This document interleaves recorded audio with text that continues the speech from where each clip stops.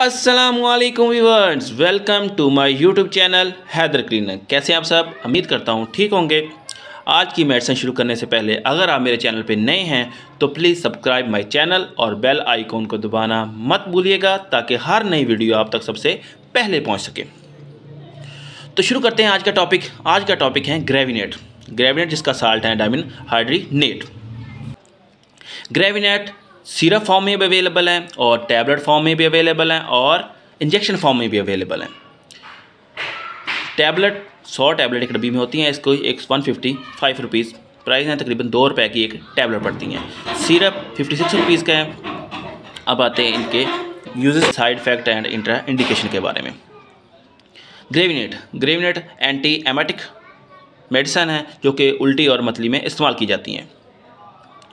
ग्रेविनेट को Searle company ने बनाया है। सर्ल एक मल्टीनेशनल कंपनी है, जितनी भी मेडिसिन बनाती हैं बहुत ज़्यादा असर रखती हैं। अब आते हैं इसके यूज़ के बारे में। बच्चों को उल्टी वगैरह हो जाती हैं, बड़ों को उल्टी आ जाती हैं, मतली हो जाती हैं, तो उसमें आप टैबलेट इस्तेमाल कर सकते हैं। बड़ों के लिए आप 2 टैबलेट खाना खाने से आधा घंटे पहले इस्तेमाल करेंगे और बच्चों में सिरप फॉर्म इस्तेमाल कर लें, सबसे बेस्ट है। उसको 1 टीस्पून खाना खाने से पहले आधा घंटे पहले इस्तेमाल करें। सफ़र में आप जा रहे हैं जिसकी वजह से आपको गैस हबस हो जाती हैं और उसकी वजह से आपका उल्टी और मतली आना शुरू हो जाती हैं, जिसकी वजह से आपका सफ़र ना खुशगवार हो जाता है। अपना सफ़र खुशगवार बनाने के लिए आपको चाहिए कि सफ़र से पहले आधा घंटा पहले 2 टैबलेट ग्रेविनेट इस्तेमाल करें, जिसकी वजह से आपका सफ़र बिल्कुल खुशगवार गुजरेगा। सर्जरी के बाद अक्सर पेशेंट को उल्टी और मतली शुरू हो जाती हैं, जिसकी वजह से स्टिचिंग में खिंचाव पड़ता है, उन पेशेंट को पेन होना शुरू हो जाती हैं। उसका बेहतरीन हल यही है कि टैबलेट ग्रेविनेट इस्तेमाल करें या इंजेक्शन इस्तेमाल कर लें।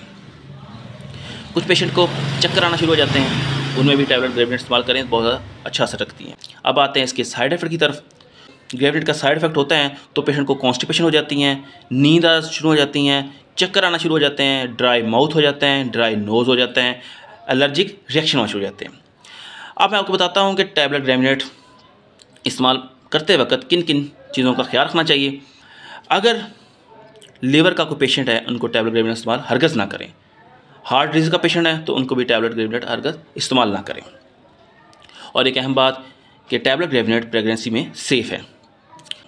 आज तक के लिए इतना ही। अगर आपको मेरी वीडियो पसंद आई है तो please like, share and subscribe my channel और बेल आइकन को दबाना मत भूलिएगा। मिलते हैं कि नहीं अच्छी वीडियो के साथ, तब तक के लिए अल्लाह हाफिज़।